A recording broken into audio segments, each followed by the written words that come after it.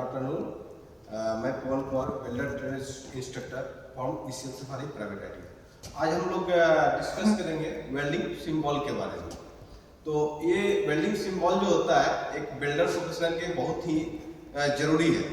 यदि आपके पास engineering drawing में वेल्डिंग सिंबल के बारे में यदि ज्ञान ना हो तो आप सही से वेल्डिंग नहीं कर पाइएगा। तो आज हम लोग जानते हैं वेल्डिंग सिंबल क्या होता है। तो वेल्डिंग सिंबल एक में सबसे बड़ी बात है कि एक वेल्डिंग सिंबल के अंतर्गत वेल्डिंग का जो भी प्रोसेस किया जा रहा है टोटल इसमें इंडिकेट किया जाता है।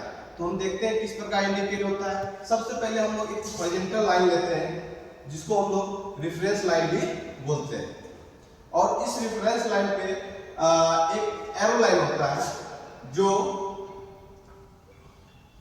एक एरो लाइन होता है, और एक क्या होता है इसमें टेल होता है जो इस टाइप का बना होता है, मछली का पूंछ जैसा बना होता है। ठीक है, तो मैं ये बताना चाहूंगा कि ये टेल जो होता है इस पे कुछ स्पेशल पर्पस से यदि वेल्डिंग करना है, कुछ स्पेशल उसमें काम करना है, तो ही इस पे यहाँ पे एक्सप्लेन किया जाता है कि इस टाइप का इसमें वेल्डिंग करना है, एक्सप्लेन किया जाता है।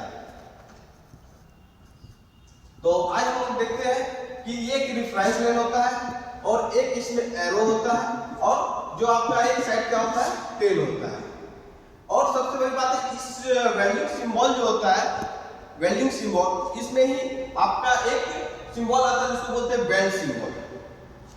दोनों कॉमन है, लेकिन कंफ्यूजन के लिए मैं बताना चाहूंगा कि वेल्डिंग सिंबल के अंतर्गत क्या आता है, वेल्ड सिंबल आता है। क्योंकि सबसे पहले एक रेफरेंस लाइन में हम लोग देखते हैं एक क्या होता है, एक फिलेट वेल्ड को मैंने डिनोट किया और एक दूसरा फिलेट वेल्ड है जिसको मैंने डिनोट किया। यदि रेफरेंस लाइन से नीचे यदि होता है ये फिलेट वेल्ड, तो इसको हम लोग डिनोट करते हैं कि ये जो है एरो साइड में होता है। जस्ट हम लोग देखते हैं एग्जांपल की तरफ, एक मैं टी जॉइंट बना रहा हूं,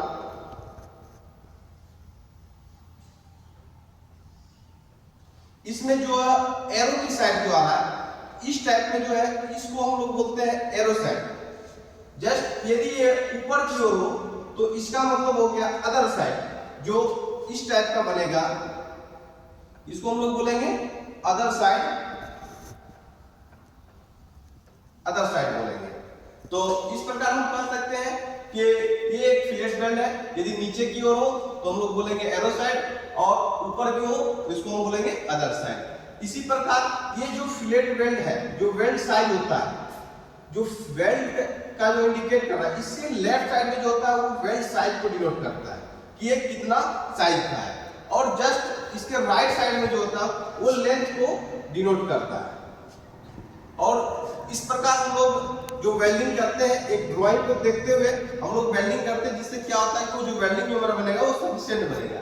और इसमें एक सबसे बड़ी बात ये देखा जाता है कि इसमें एक सर्किल का भी चिन्ह यदि बनता है, यदि ये सर्किल का चिन्ह बनता है तो ये इंडिकेट करता है कि ये जो वेल्डिंग हो रहा है मेरा सरफेस पे ये ऑल राउंड होगा। जस्ट ये सरफेस पे क्या होगा, ऑल राउंड होगा। यदि ये नहीं है तो इसका मतलब ऑल राउंड नहीं होगा। इसी प्रकार एक इसमें इंडिकेट होता है फ्लैग का, ये फ्लैग जिसको हम लोग बोलते हैं फ्लैग, और ये रेफरेंस लाइन पे इंडिकेट रहता है।